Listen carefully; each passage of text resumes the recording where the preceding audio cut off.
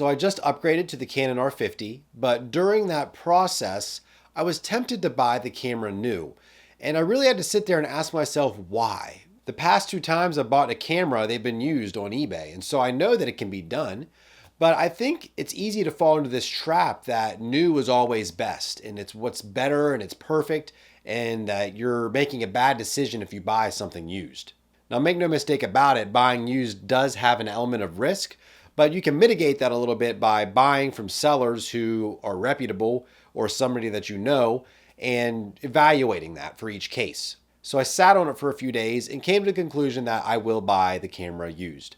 And by doing that, I was able to save a couple $100. Plus, I was able to get an EF to RF mount for lenses included. And it was just a better decision for me. And even before I bought the R50, I was looking at newer cameras because the R50 was released in 2023 and they actually have a newer version, the R50V, I think that was released this year. And so there are newer cameras that are better than the R50. And I found myself getting caught up in, oh, should I buy a newer camera that was just released? I quickly decided against that after I saw a lot of the prices. The R50 might not have all the bells and whistles of the latest and greatest cameras, but I don't need that. And so another part of this is I think we're just being sold the idea of the product, not just the product itself. Our society has tricked us into thinking that we need the latest and greatest model of everything to be relevant or to be able to do the jobs that we need to do. And that's just simply not true for most use case scenarios. I mean, my goodness, I'm still using an iPhone 12 and I don't even know what number we're on now, like 16 or something.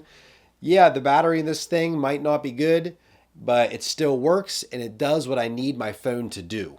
And so I am coming from a Canon M50, and some people might ask, well, why don't you just use that? Why get a new camera at all?